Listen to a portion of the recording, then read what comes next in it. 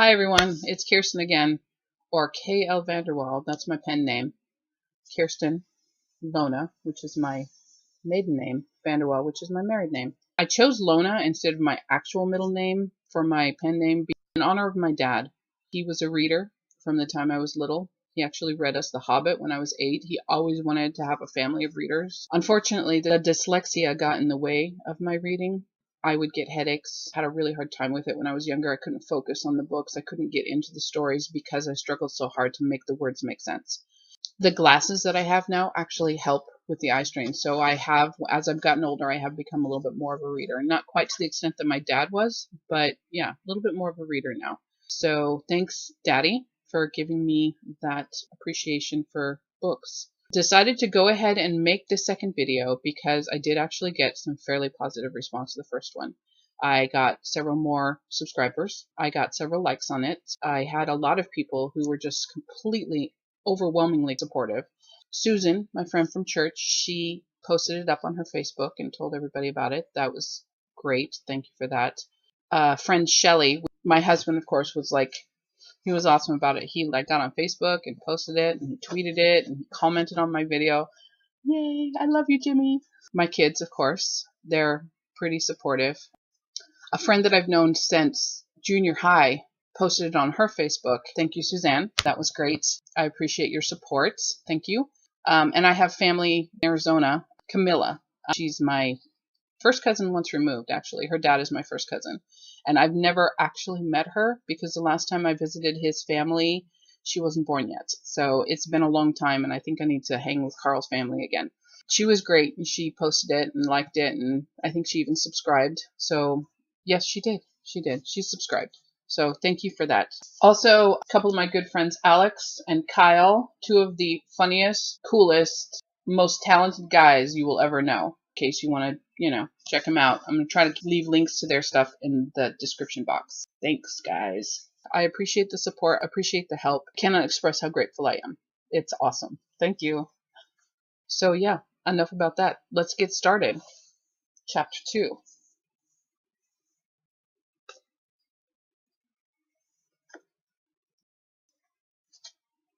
Chapter 2. Nightmare Nelson. She walked across the campus of Glencoe High School looking straight ahead. The girl didn't look at any of the other students as they passed in her wake. This was her ritual. She described her daily high school process as a shampoo lifestyle to her Grandma May once. Wash, rinse, and repeat till you feel clean, she stated. It's mundane, I know, but it gets me by.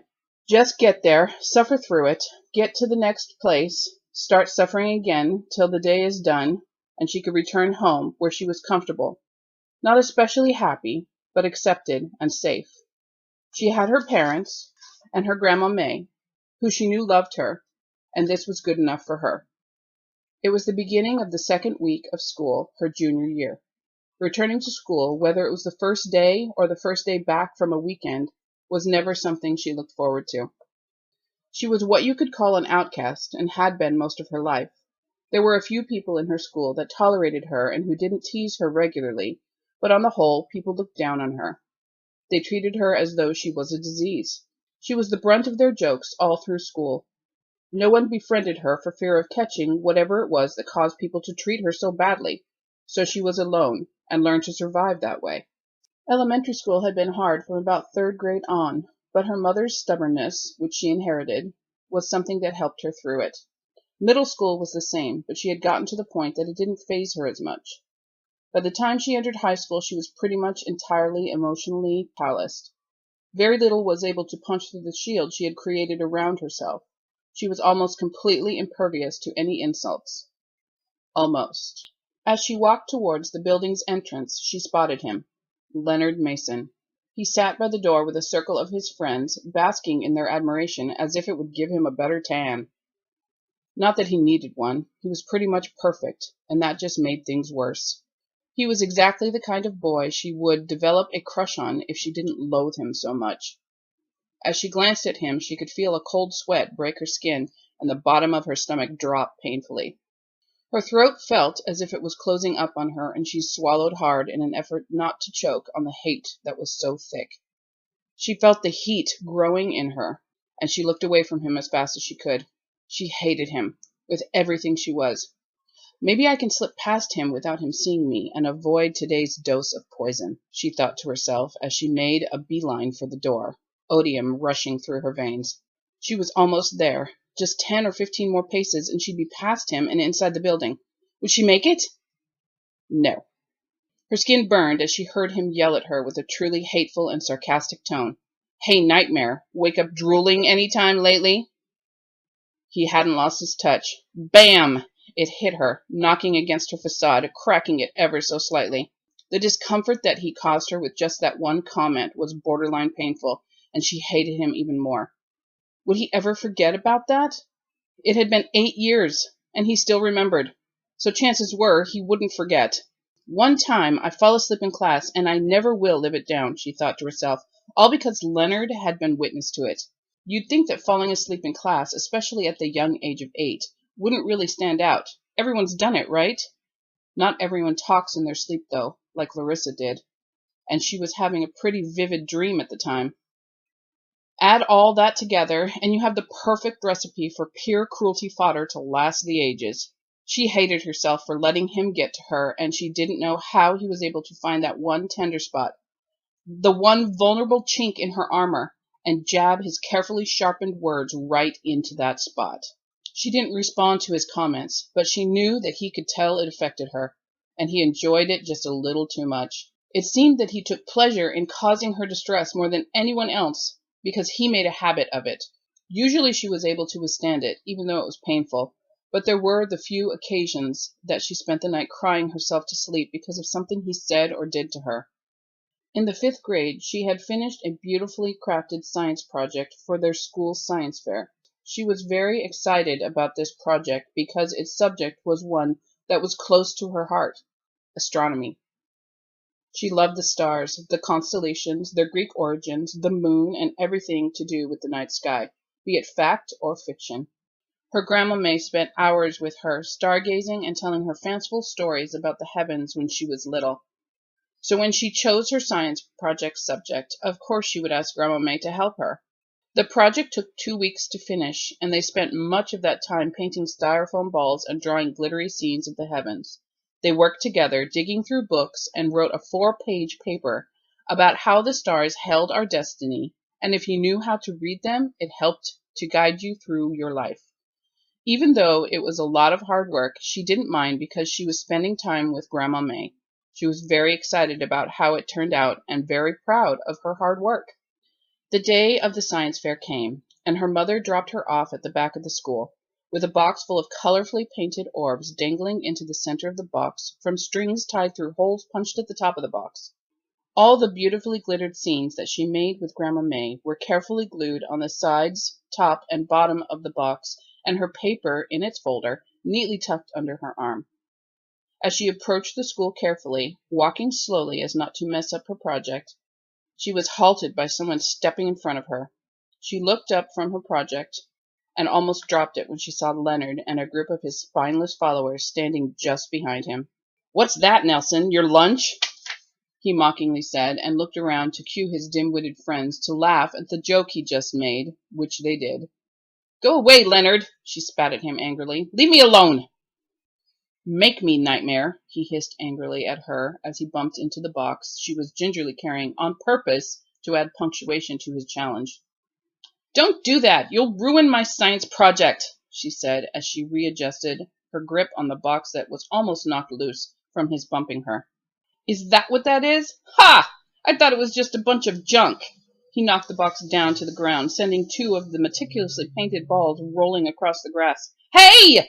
she screamed as she bent down to pick up the box and see if she could fix it, dropping her paper from its safe place tucked under her arm. He was quick, though. He spotted the folder falling to the ground and snatched it up as fast as he could, opening it and reading the title out loud to his dense, giggling cohorts. "Destiny in the stars, what do they hold for us?" "Ha ha!" he mockingly laughed. "More magic from the Nielsen freaks. Look, guys, she can tell your future from the stars. You and your stupid family really are the weirdest freaks," he said, as he gripped the folder forcefully with both hands and proceeded to rip it up into several pieces and drop it on the ground in front of her. She watched the pieces of paper fly away from her in the wind for a moment before she stood and faced him, her hands clenched into fists and her face flushed bright red with anger. "We're not freaks, you dumbhead!" she screamed at him, which sent him and his groupies into fits of giggles. She stood there watching them laugh at her pain, laugh at her family, laugh at the things she loved until she couldn't take it anymore. "Stop it!" she yelled at top of her lungs, which Leonard did, only to give her a smirk and stomp as hard as he could on what remained of the box that she had worked so hard on with her grandma. "There's your future, Nightmare Nelson," he said as he viciously stared her down. Then he spit in her face before he walked away smugly with his friends, trailing behind him, laughing and mimicking Larissa, calling Leonard a dumbhead. "You got her good, Mason," she heard one of Leonard's followers say, as they walked away, leaving her with the saliva turning cold as it crept down her cheek, mingling with her stinging hot tears. She stood sobbing for a few moments before she furiously wiped the spit and tears from her face. She ran from the school to the safety of her Grandma May's arms. Grandma May always seemed to know the right thing to say to make her feel better, but nothing Grandma May could say would make him stop. Eventually she learned that she had to acclimate herself to the constant and unpredictable lightning strikes from Leonard Mason. She walked through the doors of the high school, hearing those same friends laughing along with him. Their laughs echoed in her head as she walked down the hall, focusing on no one. Only 2 more years, and she won't have to see his face or hear his nasty remarks again. "You can do it, Larissa," she told herself as she continued down the hall, heading for her locker. After the first few people by the door watched her amused, the interest was lost, and people went back to what they were doing. She got to the end of the hall, close to the back exit, and turned to her locker. She looked at the painted metal door in front of her, and her eyes focused on the word "Nightmare" scratched into the paint on the door. She remembered when that word was scratched there her freshman year by none other than the bane of her existence at Glencoe, Leonard. She didn't like using her locker because she didn't like being reminded of him or having a place where he could target her regularly. Usually she tried to keep her books in her backpack, but she had accumulated a large number of books this year and she couldn't avoid it. She carefully dialed the combination into the lock and pulled the latch up with some effort. It seemed that, unlike Leonard, her locker had become rusty over time. She opened her backpack, putting her extra pencils and notebook paper in neat stacks in the empty locker. She put her books meticulously from her backpack into an orderly stack arranged by her class schedule. She then grabbed her math book and a pencil. Finally, removing her binder from her backpack, she hung the almost empty bag from the hook at the back of the locker. All the while, she told herself that what Leonard said didn't matter, that he didn't matter. She could get through this year and things would be fine. She could do it. She closed her locker and spun the combination lock, then turned to head to her math class, the first class of the day. As she turned, she almost crashed into someone who had been standing right behind her, watching her, hovering so close that if she wasn't so preoccupied trying to repair the crack in her shield, she would have felt them standing there. Sorry, I have a owie thumb. I've been a nail biter, well, from way back, long time, all my life really. But I've gotten to the point where, like, I don't bite my nails regularly. I bite them when I'm stressed out. I bite them when I am worried about something, but I don't bite them all. I'll bite like one of them. Oh, if they get snags, of course, I chew them off a little bit. But I bit this one down to the skin, and it really hurts right now. I did it actually watching a YouTube video last night that I hadn't seen. My kids had told me about it. They were very excited about it. The Shaytard video. It was when their youngest baby was born. It was just a few months ago, from what I understand. I was a Shaytard groupie, let's say, for years. I mean, I watched them back when they were still living in Idaho and stuff like that. I kind of got away from that. My kids, of course, inherited that from me, so they still watch, especially my younger kids. They love them. I hadn't watched them in a while, and I've been kind of kicking up the YouTube usage lately. And I kind of found their page again, and I watched the video of their baby being born. And of course, whenever a mother watches someone else having a baby, and it just kind of takes you back. I literally bit my thumb to the skin watching her have that baby. It was It was beautiful, actually. But yeah, she did a great job. She's got 5 beautiful kids, and I think there's going to be more. Just a gut feeling. But yeah, I will put a link. I'm going to try to put it right here. I'm working on that. I'm learning all this stuff, so I'm going to try to put it right here in this little corner, a link to that video that I chewed my thumb for. Anyway, so yeah, all forward motion is good. We're going to continue to do this and keep doing it. I felt really good about the video I did last, even though I did notice a few little flaws. Like, for instance, I kept looking at something. I think it was the TV. It was a nervous tick. I didn't realize I was doing it until I watched it, and it was like my eyes kept going, whoop. It was pretty funny. I'm going to try not to do that, even though sometimes, like I said, I'm pretty unconscious of it. Maybe I should put a little sign behind my webcam that says, look here, dork. I'll try that, actually, except maybe not so harsh. Anyway, so that's it for today. I'm going to try to get the 3rd chapter up within a week. As usual, the links to where you can purchase my book in any form, Kindle, hardback, paperback, they're going to be below in the description, as well as links to my Facebook author page and my Twitter account. Like, subscribe, please. Leave comments. I want to know what you guys think of the chapters. I want to know what you think of my writing and what I've done. I mean, don't be mean. Of course, nobody likes somebody to be mean to them, but, you know, constructive criticism is accepted and welcomed. So please leave a comment. So yeah, that's it. Have a good day. Bye.